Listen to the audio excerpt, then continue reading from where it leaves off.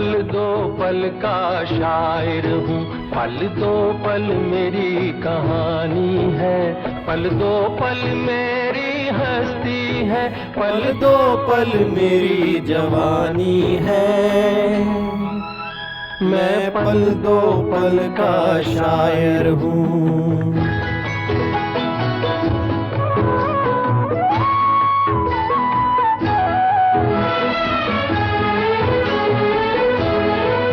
मुझसे पहले कितने शायर आए और आकर चले गए, कुछ आहें भर कर लौट गए, कुछ नगमे गा कर चले गए। वो भी इस पल का हिस्सा थे, मैं भी इस पल का हिस्सा हूँ, कल तुमसे जुदा हो जाऊंगा, दो आज तुम्हारा हिस्सा हूँ। मैं पल दो पल का शायर हूँ। Good morning, good afternoon, good evening, good morning, good afternoon, good evening. जब भी आप ये क्लास देख रहे हो सभी को वैसी वैसी गुड मॉर्निंग, वैसे वैसे गुड आफ्टरनून, वैसे वैसे गुड इवनिंग। क्या हाल चाल है? बढ़िया, एकदम मस्त मौज बहार, वधिया फैमिली, वधिया बच्चा कहना है मौजा ही मौजा। तो सुनाओ कि हाल चाल आपका? एकदम वधिया जी। अब काफ़ी टाइम से बच्चे मेरे को बार बार इनकम टैक्स के अमेंडमेंट भी कह रहे सर जीएसटी के अमेंडमेंट तो करा दी, इनकम टैक्स में क्या कोई अमेंडमेंट आई नहीं है? तो मैंने कहा भी था कि जो आपके लास्ट एग्ज़ाम गए थे, चाहे वो मई में थे चाहे वो जून में थे, फाइनेंस एक्ट 21 तब भी एप्लीकेबल था, फाइनेंस एक्ट 21 अब भी एप्लीकेबल है। बट हाँ, जो 6 महीने के बीच में जो सर्कुलर या नोटिफिकेशन है उसमें कोई मेजर चेंजेस नहीं है। अगर आप अपने इंस्टीट्यूट का मतलब वो देखोगे स्टैट्यूटरी अपडेट्स, मतलब सप्लीमेंट अगर देखोगे, उसमें काफ़ी सारे चेंजेस आपको देखने को मिलेंगे, बट वो ऑलरेडी पहले वो चेंजेस हम कर चुके हैं क्लास में। तो ना बच्चों उसको देख के घबरा रहा है, तो वो ऑलरेडी अगर आपने वो मई या जून 22 वाली अमेंडमेंट देखी होंगी, उसमें हमने सारी कवरेज उसकी की हुई है जी। ठीक है, तो जो मोस्ट इंपॉर्टेंट अमेंडमेंट है उसको आज मैं कंप्लीट करवाने जा रहा हूं। तो इनकम टैक्स में ऐसी अमेंडमेंट जो हमारे एग्जाम के अंदर बन सकती हैं, कंफर्म हमारे एग्जाम में क्वेश्चन बन सकता है, वो आज हम डिस्कस कर लेंगे। बाकी छोटी मोटी जो अमेंडमेंट्स होंगी, जब मैं इनकम टैक्स की रिवीजन क्लास लूंगा उसमें फिर कंप्लीट करवा दूंगा। ठीक है, मेजर अमेंडमेंट जो होंगी, जो बड़ी बड़ी अमेंडमेंट होंगी, जो एग्जाम में कंफर्म बन सकती हैं, आज हम कंप्लीट कर लेंगे। और ज़्यादा नहीं है, आप 1 2 3 4 अमेंडमेंट टोटल हैं। आप ये लगा लो आधे घंटे की क्लास होगी, 40 मिनट की होगी, 50 मिनट की होगी, वो नहीं मुझे पता, जितनी भी क्लास चलेगी। बट हाँ, ये है जो most important amendment income tax में हैं, जो नवंबर और दिसंबर में एप्लीकेबल हैं, वो सारी मैं आज कंप्लीट करवा दूंगा। ठीक है, अब तो टेंशन खत्म है, इनकम टैक्स की आज अमेंडमेंट कंप्लीट कर लेंगे। बच्चा कह रहा है अब ठीक है सर, अब ठीक है, अब हमें कोई दिक्कत नहीं है। चलो जी। अच्छा, अमेंडमेंट नोट्स जो हैं मैं आपके टेलीग्राम पे डाल चुका हूँ जी। अमेंडमेंट नोट्स आप वहाँ से डाउनलोड कर सकते हो, सारे के सारे बच्चे उस नोट्स को अपने सामने रख लेना। बस वही अमेंडमेंट हमें डिस्कस करनी है, बाकी जो भी एडिशनल अमेंडमेंट्स होंगी उसको रिवीजन क्लास के साथ में डिस्कस कर लेंगे। ठीक है, मेजर अमेंडमेंट, बड़ी बड़ी अमेंडमेंट आज हम कंप्लीट कर लेंगे। ठीक है जी, इधर देखो ध्यान से। अब ये नोट्स आपके पास होंगे जी, अगर आप यहाँ पे देख रहे हो एक बार चेक करना, ये वाले नोट्स मेरे ख्याल से आपके पास होंगे, ये वाले नोट्स आपके पास होंगे जी। ठीक है जी, ये नोट्स आपके पास होंगे ना। अब इसमें सबसे पहले चैप्टर में अमेंडमेंट जो है, मतलब जो मेजर अमेंडमेंट आई है ना, वो अमेंडमेंट आई है रिटर्न ऑफ इनकम के चैप्टर में। सर पीजीपी के अंदर कोई चेंज नहीं है, कैपिटल गेन में कोई चेंज नहीं है, मतलब हाउस प्रॉपर्टी में कोई चेंज नहीं है, सैलरी में कोई चेंज नहीं है। जो भी चेंजेस आपके फाइनेंस एक्ट 21 में थे, मैं दोबारा कह रहा हूँ, वो ऑलरेडी हमने पहले कर लिए थे। तो ध्यान रखना, इस अमेंडमेंट क्लास से पहले ना ये सोच लेना जी, आपने जो अमेंडमेंट मई 22 या आपके जून 22 में जब आपके एग्जाम हुए थे, वहां तक की आपने अमेंडमेंट सारी कंप्लीट कर ली हैं, फिर अमेंडमेंट क्लास ये वाली देखनी है। अगर वही आपने कंप्लीट नहीं की तो पहले वो अमेंडमेंट क्लास देखनी होगी, उसके बाद फिर ये वाली देखनी होगी। तो ये मत सोचने से कई बच्चों ने पिछले एग्जाम ही नहीं दिए थे, तो सर हमारे एग्जाम में अमेंडमेंट कौन सी हैं? तो एक तो वो वाली भी है और एक ये वाली भी है, और जिन्होंने भी मई 22 या जून 22 के लिए पढ़ा हुआ है उनको बस ये वाली अमेंडमेंट क्लास देखनी है, उसके अलावा कोई अमेंडमेंट क्लास नहीं देखनी।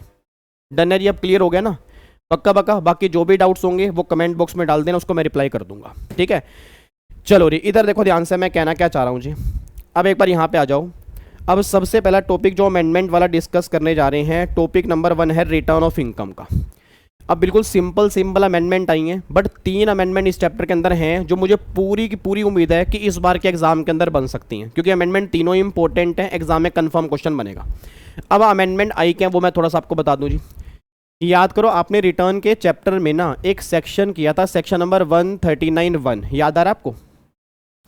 139(1), भाई 139(1) किसका था? याद करो, कोशिश तो करो यार, कोशिश किया करो याद करने की। 139(1) में क्या था? याद करो, 139(1) में था कि कौन कौन रिटर्न फाइल करेगा, कब रिटर्न फाइल करेगा, वो सारी बातें 139(1) के अंदर थी। आपको मैं थोड़ा याद करवा दूँ, कंपनी वाले केस में हमेशा रिटर्न फाइल करते हैं, फर्म वाले केस में हमेशा फाइल करते हैं, इंडिविजुअल एचईएफ जब उनकी टोटल इनकम डिडक्शन और सेक्शन 54 के जो कैपिटल गेन वाली एग्जम्पशन होती हैं उनको माइनस करने से पहले अगर एग्जम्पशन लिमिट से ज़्यादा होंगी तो रिटर्न फाइल करना जरूरी है। ये बात तो आपको याद आ रही होगी ना भाई। कंपनी फर्म वाले केस में तो हमेशा फाइल करनी होती है, इंडिविजुअल एचईएफ वाले केस में तब फाइल करनी है अगर टोटल इनकम एग्जम्पशन लिमिट से ज़्यादा होती है।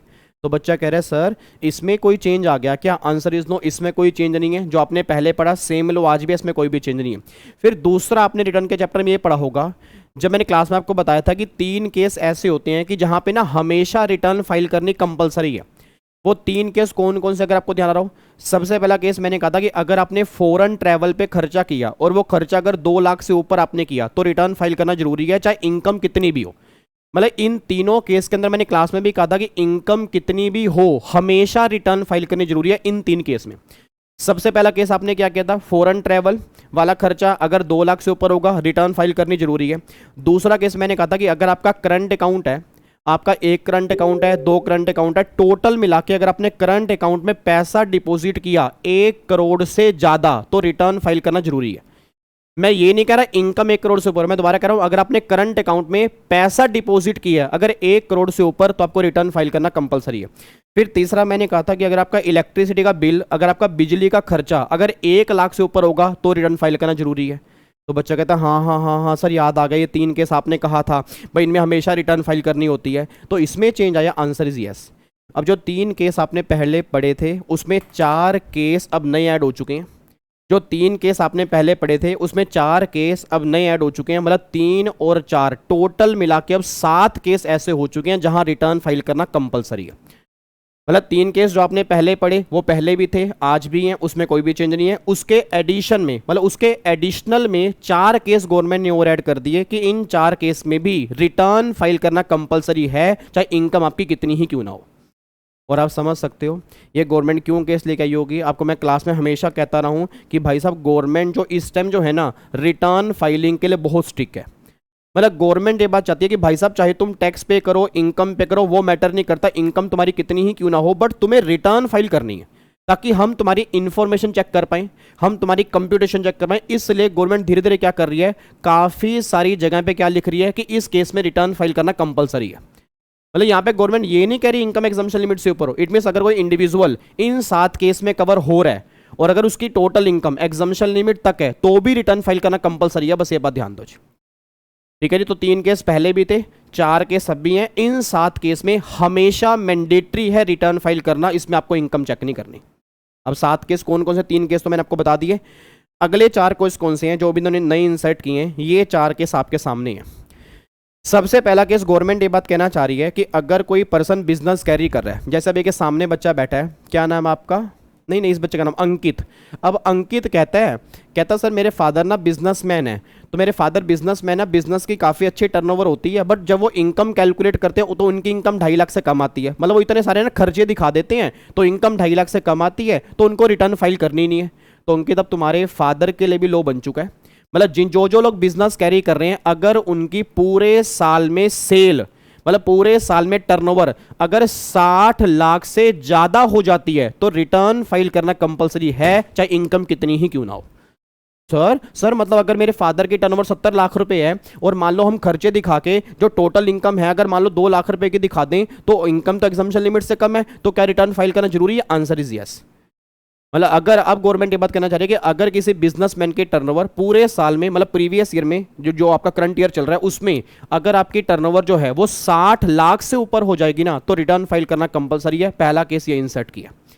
फिर बच्चा ये बात कहता है सर जैसे मेरे फादर तो प्रोफेशनल हैं, जैसे मेरे फादर मान लो सीए हैं प्रैक्टिस में हैं, या मेरे फादर सीएम में हैं प्रैक्टिस में हैं, या मेरे फादर सीएस हैं प्रैक्टिस में हैं, तो मेरे फादर प्रोफेशन कैरी कर रहे हैं, मेरे फादर एडवोकेट हैं प्रोफेशन कैरी कर रहे हैं, मेरे फादर डॉक्टर हैं। तो गवर्नमेंट कह रही है कि अगर आपके फादर प्रोफेशन कैरी कर रहे हैं या कोई पर्सन अगर प्रोफेशन कैरी करेगा, उसकी ग्रोस रिसीट पूरे साल में अगर 10 लाख से ज़्यादा होगी ना तो रिटर्न फाइल करना जरूरी है। तो आप समझ सकते हो कहाँ बिजनेसमैन वाले केस में 60 लाख की लिमिट है, कहाँ प्रोफेशन वाले केस में 10 लाख की लिमिट है। मैं दोबारा कह रहा हूँ सर, मैं दोबारा कह रहा हूँ, आपके एग्जाम में कंफर्म क्वेश्चन बनेगा। फिर मत कहना कि सर क्वेश्चन कहाँ से बन गया। तो जिन जिन बच्चों ने अमेंडमेंट काफ़ी टाइम से कह रहे थे ना इनकम टैक्स में अमेंडमेंट कौन सी है, ये मोस्ट इंपॉर्टेंट है जी। मतलब ये लगा लो ये ऐसी अमेंडमेंट है जो एग्जाम में 200% बनने के चांस है। और आप सब जानते हो जहाँ पे लिमिट्स होती है ना, एग्जामिनर हमेशा पूछने की कोशिश करता ही है कि लिमिट्स वाली अमेंडमेंट है, पूछ लो इस बच्चे से। तो बिजनेसमैन वाले केस में दोबारा बोलो, बिजनेसमैन वाले केस में टर्नओवर 60 लाख से ऊपर होगी, रिटर्न फाइल करना जरूरी है। प्रोफेशन वाले केस में अगर ग्रोस रिसीट 10 लाख से ऊपर होगी, रिटर्न फाइल करना जरूरी है। तीसरा केस गवर्नमेंट ये बात कहना चाह रही है कि अगर कोई रेजिडेंट इंडिविजुअल है जिसकी एज 60 साल या उससे ज़्यादा है, मतलब सीनियर सिटीजन है, मतलब कौन है जी, एक रेजिडेंट इंडिविजुअल जो सीनियर सिटीजन है और जिसका टीडीएस या टीसीएस कटा है रेलिवेंट प्रीवियस ईयर में 50,000 या उससे ज़्यादा, उसको रिटर्न फाइल करना कंपलसरी है। एक बार मैं दोबारा बोल रहा हूँ जी, अगर कोई रेजिडेंट इंडिविजुअल है, अगर कोई भी रेजिडेंट इंडिविजुअल है मतलब सीनियर सिटीजन है और जिसका ड्यूरिंग द प्रीवियस ईयर में टीडीएस या टीसीएस कटा है 50,000 या उससे ज्यादा, उसको रिटर्न फाइल करना कंपलसरी है, चाहे उसकी इनकम कितनी ही क्यों ना हो। बस ये बात ध्यान दो। तीसरा केस ये निकल के आ रहा है। चौथा केस निकल के आ रहा है any other person. Any other person मतलब जो सीनियर सिटीजन नहीं है, जो सीनियर सिटीजन नहीं है। मान लो फॉर एग्जांपल अगर मैं अपनी बात करता हूं जी, अगर मैं सीनियर सिटीजन नहीं हूं तो मेरे केस में क्या होगा, अगर मेरा टीडीएस टीसीएस कटा है 25,000 या उससे ज़्यादा रेलिवेंट प्रीवियस ईयर में, तो मुझे रिटर्न फाइल करना जरूरी है। आप समझ सकते हो भाई साहब, गवर्नमेंट कह रही है इधर आ, ओए इधर आ, गर्दन पकड़ा अपनी, इधर इधर इधर इधर। हद होगी यार, तू रिटर्न फाइल ही नहीं करते तुम लोग यार। मेरी income total income exemption limit से कम है, मैं रिटर्न फाइल नहीं कर सकता ना। 139(1) में लिखा है टोटल इनकम अगर एग्जाम्पशन लिमिट से ऊपर होगी तो रिटर्न फाइल करनी है। गवर्नमेंट कह रही ऐसी की तैसी। अगर तू बिजनेसमैन है, टर्नओवर 60 लाख से ऊपर है, रिटर्न फाइल कर। अगर तू प्रोफेशन है, ग्रोस रिसीट 10 लाख से ऊपर है, रिटर्न फाइल कर। अगर तू सीनियर सिटीजन है, इंडिया का रेजिडेंट है, तो अगर तेरा टीडीएस टीसीएस पूरे साल में 50,000 या उससे ऊपर कटा, रिटर्न फाइल कर। अगर तू नॉन सीनियर सिटीजन है, मतलब सीनियर सिटीजन नहीं है, 60 साल से कम तेरी एज है और तेरा टीडीएस टीसीएस 25,000 से ज्यादा है, तू रिटर्न फाइल करेगा, काम खत्म होता है जी। और फिर लास्ट में गवर्नमेंट कह रही है अगर तेरा खाता सेविंग बैंक में है, बच्चे भैया अंकल बाबू नोन मनुष्यो नो, समझ रहे हो हम क्या कह रहे हैं? हम ये कह रहे हैं कि अगर तुम्हारा खाता सेविंग अकाउंट में, तुम्हारा खाता करंट में ना है, तुम बिजनेसमैन हो। एक बच्चा कहता है सर मेरा सेविंग में है, हाय राम मेरा सेविंग में है सर, क्या मुझे भी रिटर्न फाइल करना कंपलसरी है? ना ना ना ना, अगर आपका सेविंग में खाता है और पूरे साल में 50 लाख या उससे ज्यादा आपने पैसा डिपॉजिट करवाया, जितने भी आपके खाते हैं सबको मिला के। अच्छा नहीं, मतलब सर मेरे जैसे मेरे 3 बैंक में खाते हैं, मेरा पीएनबी के अंदर भी खाता है, मेरा एचडीएफसी में भी खाता है, मेरा देना बैंक में भी खाता है, तो मतलब तीनों को मिला के 50 लाख की लिमिट चेक करेंगे क्या? Answer is yes. ओ तेरी का सर, मैं तो ये सोच रहा था 10 खाते खुलवा लूंगा और 10 खातों में अलग अलग पैसे जमा करवा दूंगा तो बच जाऊंगा रिटर्न फाइल करने से। अच्छा नहीं सच्ची, गवर्नमेंट कह रही सच्ची नहीं मुच्ची कर देंगे आपको। मतलब अगर आपके मोर देन 1 सेविंग अकाउंट है, सबको मिला के अगर तुम्हारा डिपॉजिट 50 लाख से ऊपर हो जाता है, you have to file income tax return without any exemption limit. बस ये बात ध्यान दो। तो भाई साहब टोटल मिला के 4 केस हो गए। ये 4 केस, ये 3 केस पहले, 7 केस। एक बार सातों केस 1 बाय 1 रिवाइज करवाना जी। अब ये 7 केस पहले मेरे को बताओ, ये 7 केस आप कौन से रिवाइज करवा रहे हो? सर ये 7 केस ना वो रिवाइज करवा रहे हैं भाई जिनमें रिटर्न फाइल करना कंपलसरी होता है। इसमें कुछ चेक नहीं करना, अगर हम इनमें कवर हो जाते हैं तो रिटर्न फाइल करना जरूरी हो जाता है। सबसे पहला केस आपने हमें बताया, सबसे पहला केस आपने हमें बताया कि अगर मैं फॉरेन ट्रैवल पे खर्चा करता हूं 2 लाख से ऊपर, मुझे रिटर्न फाइल करना कंपलसरी है। अगर मेरा बिजली का खर्चा, इलेक्ट्रिसिटी बिल अगर 1 लाख से ऊपर है, रिटर्न फाइल करना कंपलसरी है। अगर मैं करंट अकाउंट में पैसा डिपॉजिट कर रहा हूं 1 करोड़ से ऊपर, तो मुझे रिटर्न फाइल करना कंपलसरी है। फिर 4 केस अभी नए आए हैं। अगर मैं बिजनेसमैन हूं, मेरी टर्नओवर 60 लाख से ऊपर है, रिटर्न फाइल करना कंपलसरी है। अगर मैं प्रोफेशनल हूं, मेरी ग्रोस रिसीट 10 लाख से ऊपर है, रिटर्न फाइल करना कंपलसरी है। अगर मैं सीनियर सिटीजन हूं, रेजिडेंट हूं, मेरा टीडीएस टीसीएस 50,000 या उससे ऊपर है रेलिवेंट प्रीवियस ईयर में, तो मुझे रिटर्न फाइल करना कंपलसरी है। अगर मैं सीनियर सिटीजन नहीं हूँ, अदर देन सीनियर सिटीजन हूँ, तो मेरे केस में 25,000 रुपये की लिमिट है, उसके बाद मेरे को रिटर्न फाइल करना कंपलसरी है। और अगर मेरा सेविंग में खाता है या मोर देन वन अकाउंट मेरे सेविंग अकाउंट में, सबको मिला के अगर मैंने पैसा पूरे साल में डिपॉजिट किया 50 लाख या उससे ज़्यादा, तो मुझे रिटर्न फाइल करना कंपलसरी है। बस ये बात ध्यान दो जी। अब मैं आपको एक मौका दे रहा हूं, जितने बच्चे मेरे सामने बैठे हैं पूरी क्लास को एक मौका दे रहा हूं, फटाफट से ना चैट बॉक्स में, चैट बॉक्स का मतलब ये वीडियो मैं अपलोड करूंगा, लाइव नहीं हूं ना, मैं भी लाइव नहीं हूं तो वीडियो में अपलोड कर रहा हूं। चैट बॉक्स का मतलब समझ गए ना, चैट बॉक्स मतलब जो नीचे वीडियो के चैट बॉक्स होता है, कमेंट बॉक्स, कमेंट बॉक्स में सारे बच्चे साथ के लिखें, अभी लिखें जी। मैं चेक करूंगा सबके, मैं चाहे बाकी क्वेश्चन चेक करूं ना करूं, ये क्वेश्चन मैं जरूर चेक करूंगा किस किस बच्चे ने 7 केस लिखे हैं। जल्दी 7 केस फटाफट से लिखो, 7 केस कौन से हैं। मैं आपको 2 मिनट का टाइम दे रहा हूं, ये स्क्रीन में पूरी कर देता हूं। आपने अभी 7 केस यहां पे लिखने हैं, कमेंट बॉक्स में लिखने हैं, कमेंट बॉक्स में जल्दी लिख के बताओ जी 7 केस कौन कौन से हैं।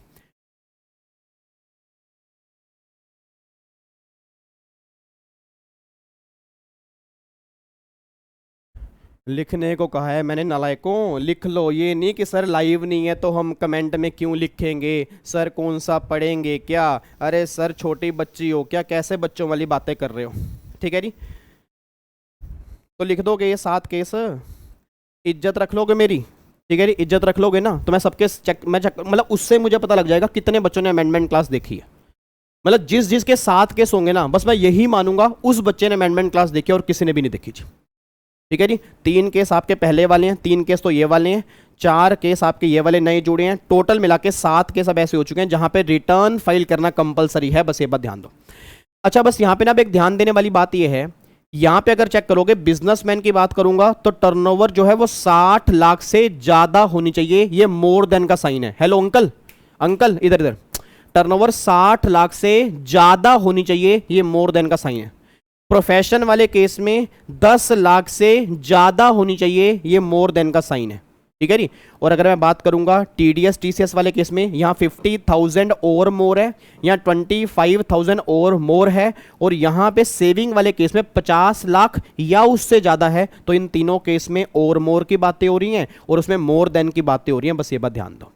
ठीक है, तो कई बार ना हम एग्जाम में गलती करा सकते हैं, मतलब अगर यहां मेरा टीडीएस एग्जैक्ट 50,000 भी होगा तो रिटर्न फाइल करनी है, अगर नॉर्मल केस में 25,000 भी होगा तो रिटर्न फाइल करनी है, अगर मैंने सेविंग में पैसा जमा कराया एग्जैक्ट 50 लाख है तो भी रिटर्न फाइल करनी है। बट अगर मेरी टर्नओवर एग्जैक्ट 60 लाख होगी तो मुझे रिटर्न फाइल नहीं करनी। अगर मैं प्रोफेशन वाला हूं, एग्जैक्ट अगर 10 लाख होगी तो मुझे रिटर्न फाइल करनी, वहां उससे ऊपर की बात हो रही है, और तीनों केस में और मोर की बात हो रही है। बस ये बात ध्यान दो। ये आपने सर सही बता दिया, ये छोटी सी बातें ना इग्नोर हो जाती हैं, हमें लग रहा है आपने छोटी सी बात बताई है, बट ये बहुत बड़ी बात है सर, क्योंकि यही एग्जाम में गलती होती है। कई बार वो क्वेश्चन ऐसा बनाते हैं हमें याद ही नहीं रहता, तो अब याद हो गया हमें। बिजनेस प्रोफेशन वाले केस में मोर देन की बात हो रही है, और जो बाकी केस इन सारे टू उसमें और मोर की बात हो रही है। ये बातें आपने बताई।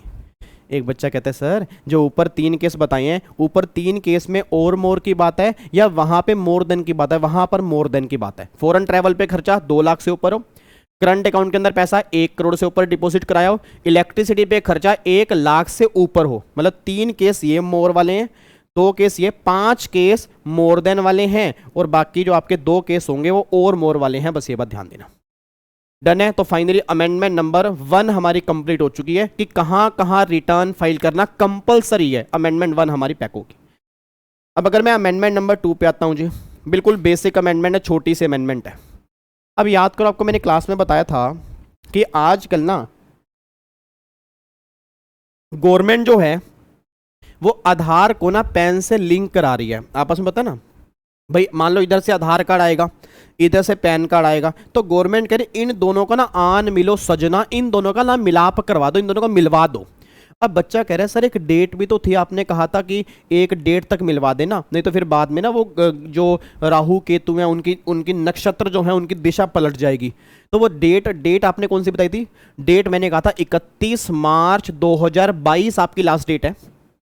31 मार्च आपकी 2022 लास्ट डेट थी। 31 मार्च 2022 तक आप अपने आधार कार्ड को पैन कार्ड से लिंक करोगे, मतलब आधार की लिंकिंग करवानी है। ये बात लॉ में लिखी थी 31 मार्च 22 तक।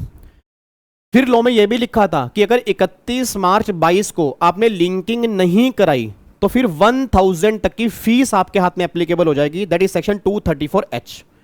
तो सर ये तो पहले भी था, इसमें क्या कोई चेंज आया? आंसर इज नो, इसमें कोई भी चेंज नहीं है। ये पहले भी था, 31 मार्च 22 तक हमें आधार इंटीमेट करना है, नहीं करेंगे 1000 तक की फीस लगेगी। ये कॉन्सेप्ट पहले भी था। अब इसमें चेंज क्या आया है? चेंज आए हैं दो। सबसे पहला चेंज ये निकल के आया, अब गवर्नमेंट कह रही है कि 31 मार्च आपकी डेट थी, तो अगर आपने 31 मार्च 22 तक आधार लिंकिंग नहीं कराई, तो मैंने बोला 1000 तक की फीस है, ठीक है। अब 1000 तक की फीस है, मतलब 1000 ही फीस है, ये नहीं कह रहा 1000 तक की है। तो अब गवर्नमेंट ने कहा अगर कोई पर्सन 1 अप्रैल 22 से 30 जून 2022 के बीच में आधार लिंक करवा देता है, ये डेट बहुत काम की है जी।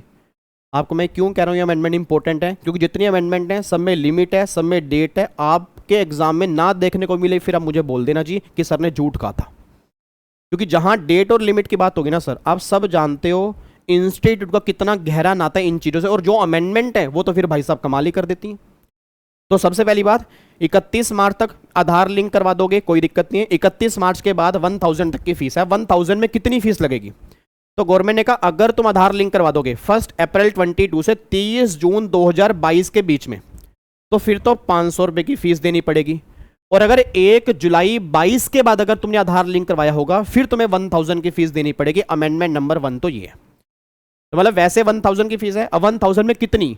तो गवर्नमेंट ने बोला 1 अप्रैल 2022 से 30 जून 2022 के बीच में अगर आधार लिंक करवा दिया तो फीस आपकी होगी 500 रुपये की। इसके बाद अगर आधार लिंक कराओगे तो फीस आपकी होगी 1000 की। ये पॉइंट यहां पे निकल के आ रहा है जी। तो एक बार आपको दिखा देता हूं, 31 मार्च तक आपको लिंक करवाना था, तो गवर्नमेंट ने बोला 500 रुपये लेट फीस। अगर आप 3 महीने के अंदर आधार लिंक करवा दोगे, मतलब 30 जून तक 500 रुपये की फीस है, उसके बाद जो होगा फिर वो 1000 रुपये की फीस एप्लीकेबल हो जाएगी। ये फीस आपको ध्यान रखनी है। तो मैंने क्या बोला, लिंकिंग कब तक करवानी थी? 31 मार्च 22 तक। आज हमारी तारीख क्या चल रही है जी? आज हमारा सितंबर का महीना चल रहा है। आज हमारा सितंबर का महीना चल रहा है, तो मार्च की बात कर रहा हूं। मार्च मतलब मार्च तक लिंकिंग करवानी थी। 1 अप्रैल से लेके 30 जून तक 500 रुपये की फीस है। उसके बाद जो लोग लिंकिंग करवा रहे हैं ना, उनको 1000 रुपये की फीस एप्लीकेबल है। बस ये बात ध्यान दो। अच्छा एक बात मैं और बता दूं, याद करना रिटर्न का चैप्टर। हेलो भैया इधर देख लो यार मेरी तरफ, यार प्लीज यार, ये बच्चों वाली बातें मत करो यार प्लीज। अब सुना ध्यान से, मैं कहना क्या चाह रहा हूं। आपको मैंने क्लास में भी कहा था कि अगर आप आधार से लिंकिंग नहीं करवाते ना, तो पैन कार्ड जो है आपका इनऑपरेटिव हो जाएगा। पैन कार्ड जो है आपका इनऑपरेटिव, मतलब पैन कार्ड जो है ना वो काम करना बंद कर देगा। अब बच्चा ये बात कहता है सर मतलब आधार से अगर मैंने लिंकिंग नहीं कराई तो मेरा पैन कार्ड इनऑपरेटिव हो जाएगा, तो पैन कार्ड काम करना बंद कर देगा, तो उससे होगा क्या? भाई अगर मेरा पैन कार्ड इनऑपरेटिव हो गया तो उससे क्या क्या कॉन्सिक्वेंस होंगे? याद करो, एक रूल नंबर 114/AAA एप्लीकेबल हो जाता है, और 114/AAA में लिखा था कि अगर आपने पैन कार्ड और आधार कार्ड आपस में लिंक नहीं कराया तो आपका पैन हो जाएगा इनऑपरेटिव। और पैन इनऑपरेटिव होने से क्या क्या होगा? सबसे पहली प्रॉब्लम क्या निकल के आएगी? देखो, सबसे पहली problem, the person would not file return. आप अपनी रिटर्न फाइल नहीं कर पाओगे। सबसे पहला क्लेश ये पड़ गया, भैया जब पैन कार्ड ही इनऑपरेटिव हो गया तो मैं रिटर्न फाइल ही नहीं कर पाऊंगा ना। पहला क्लेश तो ये हो गया। दूसरी प्रॉब्लम क्या आ रही है? रिटर्न आपकी प्रोसेस ही नहीं होगी। रिटर्न आपने फाइल कर दी, आपकी रिटर्न प्रोसेस नहीं होगी। क्यों? आपका पैन जो है वो इनऑपरेटिव हो गया। तीसरा, गवर्नमेंट कह रही है रिफंड नहीं आएगा जी आपका। अगर मेरा रिफंड बनता है, मेरा पैन हो गया इनऑपरेटिव, मेरे को रिफंड ही नहीं मिलेगा। भाई साहब कितना क्लेश है, समझ पा रहे हो? मतलब आधार की लिंकिंग ना कराने से कितने नुकसान है। सबसे पहला, मैं रिटर्न फाइल नहीं कर पाऊंगा, घर में मेरे नोटिस आ जाएंगे। दूसरा, रिटर्न फाइल कर दी, प्रोसेस नहीं हो पाएगी। तीसरा, मैं रिफंड नहीं ले पाऊंगा। चौथा, गवर्नमेंट कह रही है pending proceeding as in case of defective return. अगर आपकी रिटर्न डिफेक्टिव है, उस डिफेक्टिव रिटर्न को आप सही नहीं कर पाओगे। डिफेक्टिव रिटर्न ही रह जाएगी, फिर वो रिटर्न आपकी इनवैलिड हो जाएगी, फिर दोबारा से फाइल करनी पड़ेगी। कितने लंबे क्लेश पड़ जाएंगे। और फिर tax will be required to be deducted at higher rate. फिर आपका टीडीएस जो कटेगा वो हायर रेट से कटेगा। याद करो, टीडीएस में आपने किया होगा कि अगर हम पैन कार्ड जमा नहीं कराते तो टीडीएस हायर रेट से कटता है। अब जब पैन इनऑपरेटिव हो गया तो क्या एज्यूम करेंगे? आपने पैन कार्ड दिया ही नहीं, तो जो भी टीडीएस कटेगा वो हायर रेट से कटेगा। बस ये बात ध्यान दो। तो भाई साहब कितने बड़े क्लेश हैं, मतलब कितने बड़े क्लेश हैं। मतलब गवर्नमेंट ने कहा, भाई साहब सुना क्रक्स क्या निकल के आ रहा है। गवर्नमेंट ने कहा 31 मार्च 2022 तक तुम आधार की लिंकिंग करवा दो। अगर आधार की लिंकिंग करवा दोगे 31 मार्च 22 तक तो तुम बच जाओगे। नहीं तो अभी तक गवर्नमेंट ने लिखा हुआ था 1 अप्रैल 22 से तुम्हारे हाथ में फीस भी एप्लीकेबल हो जाएगी और तुम्हारा पैन इनऑपरेटिव हो जाएगा। फीस कितनी लगेगी? 1 अप्रैल से लेके 30 जून तक मैंने क्या बोला, 500 रुपए की फीस है। फिर उसके बाद 1000 रुपए की फीस है। और पैन हो गया इनऑपरेटिव, तो इनऑपरेटिव होने से ये सारे क्लेश हो गए। कौन से क्लेश हो गए? मैं रिटर्न फाइल नहीं कर पाऊंगा, रिटर्न मेरी प्रोसेस नहीं होगी, मैं रिफंड क्लेम नहीं कर पाऊंगा, मैं डिफेक्टिव रिटर्न सही नहीं कर पाऊंगा, टीडीएस मेरा कटेगा हायर रेट से। भाई साहब मैं तो फंस गया इसके अंदर जी।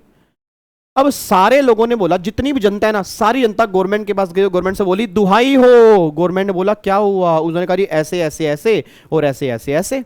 अब जनता ने बोला साहब हाथ जोड़ के निवेदन है, अगर आप कहो तो हम बैठ के आपसे निवेदन कर लेंगे, प्लीज आपसे निवेदन है महाराज, इतनी सी बात सुन लो, आपने फीस लगानी है लगा लो, बट थोड़ा सा हमें और टाइम दे दो, हमारा पैन इनऑपरेटिव एकदम मत करो साहब, एकदम मत करो ना। 31 मार्च आपने टाइम दिया, उसके बाद फीस लगा दो, बट थोड़ा सा हमें और टाइम दे दो। पैन इनऑपरेटिव जो है वो 1 अप्रैल 22 से मत करो, थोड़ा तो टाइम दो ना। आप तो एकदम फीस भी लगा रहे हो, एकदम पैन भी इनऑपरेटिव कर रहे हो।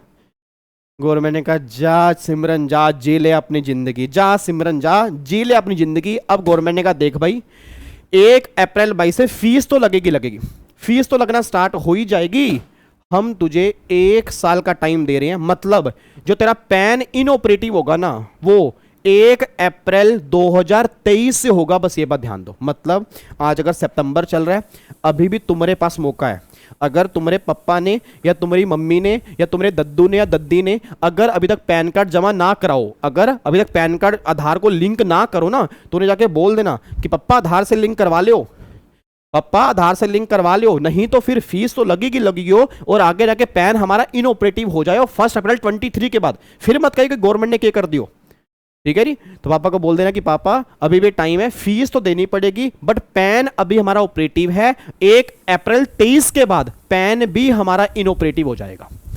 तो आपके एग्जाम में बस ये क्वेश्चन बन सकता है कि भाई साहब फीस एप्लीकेबल कब से होगी? 1 अप्रैल 22 से 30 जून तक 500 रुपए की, उसके बाद 1000 रुपए की। और जो पैन इनऑपरेटिव होगा वो इनऑपरेटिव होगा अब एज पर अमेंडमेंट 1 अप्रैल 23 से, बस ये बात ध्यान दो। तो देखो यहाँ पे ये लिखा है जी 1 अप्रैल 2023 से, उसके बाद से जो है पैन इनऑपरेटिव हो जाएगा। मतलब यहां तक फीस एप्लीकेबल होगी, बट ये रूल एप्लीकेबल नहीं होगा। उसके बाद फीस तो लगी रही है, उसके बाद जो होगा पैन भी आपका इनऑपरेटिव हो जाएगा 1 अप्रैल 2023 से। तो ये अमेंडमेंट आपकी इसके अंदर निकल के आई है। अब कोई बोलेगा क्रक्स क्या निकल के आया? देखो अभी तक रिटर्न के चैप्टर की अमेंडमेंट सारी हमारी खत्म हो चुकी है। बताओ क्या अमेंडमेंट आई है? सबसे पहले अमेंडमेंट नंबर 1, 4 केस नए जोड़ दिए हैं जहां पे रिटर्न फाइल करना कंपलसरी है। तुरंत याद करो, अमेंडमेंट क्लास में काम ही खत्म कर दो, अमेंडमेंट क्लास में सब कुछ याद ही कर लो यार। मैं कह रहा हूं क्लेश ही खत्म यार, क्लेश ही खत्म, ताकि बाद में याद करने की रिक्वायरमेंट ही ना हो। अभी हम याद कर लेते हैं। 3 केस तो पहले भी थे, 4 केस और जोड़ दिए। 3 केस पहले कौन से? फॉरेन ट्रैवल पे खर्चा 2 लाख से ऊपर है, रिटर्न फाइल करना कंपलसरी है। करंट अकाउंट के अंदर 1 करोड़ से ऊपर डिपॉजिट किया, रिटर्न अकाउंट फाइल करना कंपलसरी है। इलेक्ट्रिसिटी खर्चा 1 लाख से ऊपर है, रिटर्न फाइल करना जरूरी है। ये 3 केस पहले थे। 4 केस नए कौन से आ गए? बिजनेसमैन की टर्नओवर अगर 60 लाख से ऊपर है, रिटर्न फाइल करना जरूरी है। प्रोफेशन के टर्नओवर 10 लाख से ऊपर है, रिटर्न फाइल करना जरूरी है। अगर मैं सीनियर सिटीजन हूं, रेजिडेंट इंडिविजुअल हूं, तो मेरे केस में टीडीएस टीसीएस अगर 50,000 या उससे ज्यादा है प्रीवियस ईयर में, रिटर्न फाइल करना जरूरी है। अगर मैं सीनियर सिटीजन नहीं हूं तो मेरे केस में 25,000 या उससे ऊपर अगर टीडीएस टीसीएस की बात होगी, रिटर्न फाइल करना जरूरी है। अगर मेरा सेविंग अकाउंट में खाता है, चाहे कितने ही बैंकों में क्यों ना हो, सबको मिला के अगर पूरे साल में डिपॉजिट अगर 50 लाख या उससे ऊपर है, रिटर्न फाइल करना जरूरी है। ये 7 केस आपके हो चुके हैं। अगला फिर गवर्नमेंट ने बोला भाई आधार को लिंक करना है पैन से। लिंक करने का टाइम जो लास्ट डेट थी 31 मार्च 2022 थी। लॉ में लिखा था अगर नहीं कराओगे तो 1000 तक की फीस होगी। अब 1000 तक की फीस में कितनी फीस लगेगी? तो गवर्नमेंट ने बोला भाई साहब 1 अप्रैल 22 से लेकर 30 जून 2022 तक जो आपकी फीस एप्लीकेबल होगी वो होगी 500 रुपए। उसके बाद जून के बाद जुलाई से फीस लग जाएगी 1000 रुपए। बट पहले क्या था, पैन तुरंत इन ऑपरेटिव कर देते थे। अब गवर्नमेंट ने 1 साल का टाइम दे दिया कि तुम्हारा पैन इन ऑपरेटिव जो होगा 1 अप्रैल 23 से होगा। मतलब तुम 2023 तक पैन कार्ड जमा मतलब आधार को लिंक कर सकते हो लेट फीस के साथ, तुम्हारा पैन इनऑपरेटिव नहीं होगा। बट अगर 31 मार्च 2022 तक 31 मार्च 2022 तक गवर्नमेंट ने क्या बोला, सॉरी हाँ 31 मार्च 2023 तक, 31 मार्च अगर 2023 तक 31 मार्च 2023 तक अगर तुमने आधार लिंक नहीं किया तो 1 अप्रैल 23 से तुम्हारा पैन जो है वो इनऑपरेटिव हो जाएगा। बस ये बात ध्यान दो जी, ये अमेंडमेंट आपकी निकल के आई है। क्लियर है जी? तो ये अमेंडमेंट आपकी है बस जी। ये हमारी 3 अमेंडमेंट हो चुकी हैं। एक तो 4 केस वो नहीं आए, फिर 500,000 रुपये की फीस हमने समझ ली, 500 की कम कब है और 1000 रुपये की फीस कब है, और फिर 1 अप्रैल 2023 से आपका पैन इनऑपरेटिव होगा। आपकी लिमिट 1 साल एक्सटेंड कर दी गई है कि 1 साल के बाद पैन इनऑपरेटिव होगा। अभी भी टाइम है, आधार से लिंकिंग करवा दो आप। अब उसके बाद एक छोटी सी अमेंडमेंट बस है कैपिटल गेन के चैप्टर में, जो ऑलरेडी आपने पिछली बार भी की थी। मैंने फिर भी क्यों डाल दी, क्योंकि कुछ बच्चों ने वो इग्नोर कर दी थी, और खुशकिस्मती यह है कि तब एग्जाम के अंदर आई नहीं थी, बट मुझे पूरी इंट्यूशन है इस बार एग्जाम के अंदर आएगी। अब मुझे नहीं पता, अगर आपने की हुई है इसको आप छोड़ सकते हो, नहीं की तो समझ लेना है बिल्कुल छोटी सी। स्लम सेल एक सेक्शन था कैपिटल गेन में, सेक्शन 50B। याद करो स्लम सेल वाले केस में क्या किया था आपने, कि स्लम सेल वाले केस में कैपिटल गेन कैसे निकालते थे, कि जो भी हमारा कंसीडरेशन होता था उसमें से नेटवर्थ माइनस करने के बाद ना हमारा कैपिटल गेन आता था। लॉन्ग टर्म शॉर्ट टर्म वो डिपेंड करता था कि आपने अंडरटेकिंग का बेची है, उसके बेस पे वो डिपेंड करता था। और सेल प्राइस क्या लेते थे, सेल प्राइस लेते थे जो भी हमारा नेट सेल कंसीडरेशन था वो हमारा सेल प्राइस बनता था। याद करो जो फाइनेंस एक्ट 21 वाली अमेंडमेंट थी, मैंने वहां पर भी कहा था कि लोग क्या करते थे, लोग टैक्स की चोरी करते थे। मतलब करते क्या थे, जैसे मान लो मैंने आपको अपनी अंडरटेकिंग बेच दी, अब जब मैंने अंडरटेकिंग बेची उसमें जो भी एसेट्स गई, मान लो उसकी वैल्यू जो है फॉर एग्जांपल 100 करोड़ है भाई मैंने अपनी अंडरटेकिंग बेची। याद रहा स्लम सेल वाले केस में रेमंड्स कंपनी ने अपना पूरा बिजनेस लफार्जे कंपनी को सेल किया था, सबसे बड़ी स्लम सेल इंडिया में हुई थी। आपको मैंने प्रैक्टिकल एग्जांपल दिया था, जिन बच्चों को याद आ रहा हूं, अगर याद है तो अच्छी बात है, नहीं तो कोई बात नहीं। इतना ध्यान रखना, आपने कहीं से भी कोचिंग ली हो, ये बात आपने जरूर पढ़ी होगी कि स्लम सेल में सेल प्राइस था, जो नेट सेल कंसीडरेशन रिसीव होता था वो हमारा सेल प्राइस बन जाता था। अब उसमें चेंज आ गया। अब गवर्नमेंट कह रही होता क्या था, भाई आपने कोई अंडरटेकिंग ट्रांसफर की, जो एसेट आपने ट्रांसफर की उसमें उसकी एफएमवी 100 करोड़ है, बट आपने कंसीडरेशन दिखाया ही सिर्फ 10 करोड़ था। मतलब बुक्स ऑफ अकाउंट्स में आप 10 करोड़ दिखाते थे और एक्चुअल वैल्यू उसकी 100 करोड़ की है। अब गवर्नमेंट ने कहा यार क्या क्लेश है यार, भाई तुम 10 करोड़ की दिखा रहे हो, हम 10 करोड़ पे कैपिटल गेन लगा रहे हैं, कैपिटल गेन तो कुछ आ ही नहीं रहा, और जबकि एफएम इसकी बहुत ज्यादा है। अब गवर्नमेंट ने फाइनली कह दिया स्लम सेल वाले केस में सेल कंसीडरेशन का मतलब क्या होगा, सेल कंसीडरेशन का मतलब होगा FMV1 और FMV2 whichever is higher. मैं दोबारा बोलूंगा FMV1 और FMV2 whichever is higher. अब क्वेश्चन में आपको 2 FMV दी होंगी जी, ध्यान रखना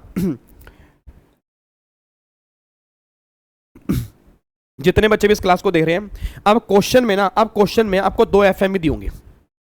अब जो भी क्वेश्चन में 2 FMV आपको दी होंगी, FMV1 और FMV2, इनमें से जो भी हायर वाली FMV होगी ना वो हमारा सेल प्राइस बनेगी, उसके बेस पे कैपिटल गेन अब आएगा। अब FMV1 का मतलब क्या देखो जी, कह रहे हैं हायर ऑफ FMV1 और FMV2। FMV1 का मतलब क्या है, the fair market value of capital asset transfer. मतलब आपने अंडरटेकिंग ट्रांसफर की, उसमें जो एसेट ट्रांसफर हुई उन सब की फेयर मार्केट वैल्यू क्या है, एक तो वो। और फिर FMV2 क्या है, FMV2 fair market value of the consideration money और नॉन मनी रिसीव। मतलब जो आपने सामने से कंसीडरेशन रिसीव किया, चाहे मनी में किया चाहे नॉन मनी में किया, उसकी फेयर मार्केट वैल्यू क्या है वो निकाल लो। तो FMV1 और FMV2 इनमें से जो हायर वैल्यू होगी वो हमारा सेल वाइज बनेगा। सर FMV कैसे निकालनी होगी, उसका एक मैनर है, रूल नंबर 11 UAE, जो हमारे सिलेबस में किसी काम का नहीं है, आपको इग्नोर करना है, उसको आप छोड़ सकते हो क्योंकि आपके सिलेबस में है ही नहीं। तो हमें 2 FMV देखनी है, हमेशा 2 FMV दी होंगी, FMV1 दी होगी, 2 दी होगी, जो भी हायर वाली FMV होगी ना उसको लेके कैपिटल गेन निकालना, बस ये बात ध्यान दो। तो FMV1 का मतलब जो आपने एसेट ट्रांसफर की उसकी फेयर मार्केट वैल्यू, और FMV2 का मतलब ये होता है जो आपने कंसीडरेशन रिसीव किया उसकी फेयर मार्केट वैल्यू। इनमें से हायर वैल्यू जो होगी उस वैल्यू को हमें सेल कंसीडरेशन मानना है, बस ये बात ध्यान दो। ठीक है जी, ये हमारे कैपिटल गेन के अमेंडमेंट है जी। बस अब देखो मैंने क्रक्स ना थोड़ा सा यहाँ पे लिखा है, 2 क्रक्स लिखे हैं, एक तो मैंने लिखा है रिटर्न के चैप्टर का, एक मैंने लिखा है कैपिटल गेन का। कैपिटल गेन का देखो सिंपल है, सेल कंसीडरेशन क्या लेंगे, FMV1 और FMV2 हायर, ये मेरी FMV होगी, ये तो बिल्कुल सिंपल है। कि क्रक्स नंबर 1 क्या है रिटर्न वाले चैप्टर का, देखो जी यहां पे एक बार चेक करना, देखो मैंने क्या लिखा है, थोड़ा मैं जूम कर देता हूं, देखो जी, एक मिनट रुको मैं आपको डिस्प्ले दिखा दूं ताकि आपको दिख जाए क्लियर। देखो 31 मार्च तक, यहां तक तो आपको आधार लिंकिंग करवानी है, अगर करवा दोगे तो अच्छी बात है, नहीं तो 1 अप्रैल 2022 से 30 जून 2022 तक आपको 500 रुपये की फीस है। अगर आपने इसके बीच में लिंकिंग कराई 500 रुपये की फीस देनी पड़ेगी, उसके बाद फिर आपको 1000 रुपये की फीस देनी पड़ेगी, ठीक है। बट इतने टाइम में गवर्नमेंट कह रही है रूल 114 नहीं लगेगा, अब यहां से हटा दिया। फिर कब से लगेगा? 1 अप्रैल 23 से। 1 अप्रैल 23 से गवर्नमेंट कह रही है आपका पैन जो है वो इनऑपरेटिव हो जाएगा, रूल 114 लग जाएगा। फीस तो आपकी लगेगी 1000 रुपये की। मतलब जब आप 1 अप्रैल 23 के बाद अगर कराओगे तो 1000 की फीस तो देनी पड़ेगी, साथ में आधार भी आपका इनऑपरेटिव हो जाएगा, ये बात ध्यान दो जी। तो ये अमेंडमेंट आपकी क्रक्स में निकल के आ रही है, ये अमेंडमेंट है, बस इतनी सी अमेंडमेंट आपकी इनकम टैक्स में आज। तो जो आपको डर लग रहा था, ठीक है, मेजर अमेंडमेंट यही है। बाकी छुटपुट जो अमेंडमेंट होंगी उसको हम रिवीजन क्लास में देख लेंगे, ठीक है जी। वो करो या ना करो या इग्नोर करो, कुछ भी हो, क्योंकि वो अमेंडमेंट ऐसी हैं जो आपके एग्जाम के लिए कोई लेना देना ही नहीं है, ठीक है। और बाकी जो भी अमेंडमेंट्स हैं ऑलरेडी हम पहले डिस्कस कर चुके हैं। मेजर अमेंडमेंट जो थी मैंने आपको बता दी, जो एग्जाम के लिए मोस्ट इंपॉर्टेंट एग्जाम में क्वेश्चन बन सकता है इसमें से, ठीक है। और बाकी जीएसटी की तो अमेंडमेंट मैं पहले ही करा चुका हूँ जी। जीएसटी के अमेंडमेंट हम पहले डिस्कस कर चुके हैं। इनकम टैक्स की अमेंडमेंट जो है, इनकम टैक्स की अमेंडमेंट जो है मैंने आज करवा दी आपको। डन है जी, लॉक कर दूं? तो बस ये आपने देखनी है जी। इसका पीडीएफ मैं टेलीग्राम पे डाल चुका हूं, वहां से डाउनलोड कर लो। क्रक्स क्या निकल के आ रहा है? 4 केस नए जुड़ गए हैं जहां रिटर्न फाइल करना कंपलसरी है, 4 केस आपके सामने है। दूसरा क्रक्स क्या निकल के आ रहा है कि 1000 रुपये की फीस का बाइफर्केशन कर दिया। अप्रैल 22 से लेके 30 जून 22 तक 500 की फीस है। इसके बीच में अगर आधार लिंक कराओगे फिर 1 जुलाई से लेके उसके बाद जब भी आधार लिंक कराओगे 1000 रुपये की फीस है। बट आपका पैन इनऑपरेटिव जो होगा वो 1 अप्रैल 22 से नहीं, 1 अप्रैल 23 से होगा, ठीक है। 1 अप्रैल 2023 से आपका पैन जो है वो इनऑपरेटिव हो जाएगा, बस ये बात ध्यान दो। और फिर सेल प्राइस मतलब FMV 1 और FMV 2 इनमें से हायर आपका सेल प्राइस बनेगा जी, ठीक है। और आपको मैंने बता ही दिया पैन इनऑपरेटिव होने से क्या क्या होता है। आप रिटर्न फाइल नहीं कर पाते, प्रोसेस नहीं होती, रिफंड क्लेम नहीं करते, TDS हाई रेट से करता है, ये सारी प्रॉब्लम्स होती हैं। इसलिए कोशिश करो कि पैन इनऑपरेटिव ना हो, उससे पहले आधार से लिंक करवा लो, ठीक है जी। क्लियर है? पक्का पक्का लॉक कर दे। बाकी कोई भी चेंज नहीं है जी, इसके अलावा जो नोटिफिकेशन है उसमें कोई भी चेंज नहीं है। फाइनेंस एक्ट वाले चेंज हम पहले ही डिस्कस कर चुके हैं पिछले अटेम्प्ट के अंदर, ठीक है जी। चलो तो फिर और बाकी जिन बच्चों ने करंट बैच ली है जी, जिन बच्चों का करंट बैच ली है तो उनको भी अमेंडमेंट देखनी है।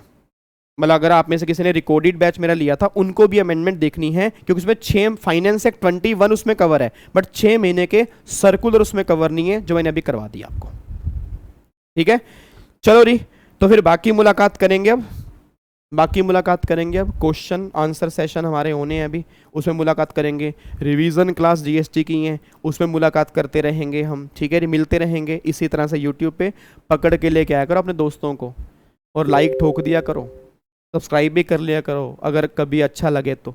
बेल आइकन कहते हैं, बेल आइकन को प्रेस भी कर दिया करो, और कमेंट भी किया करो क्लास कैसी लगती है आपको, ठीक है जी। चलो जी, ओके जी, bye bye, tata, thank you so much, Jai Hind, God bless you, love you all, bye bye, bye bye, bye bye ji.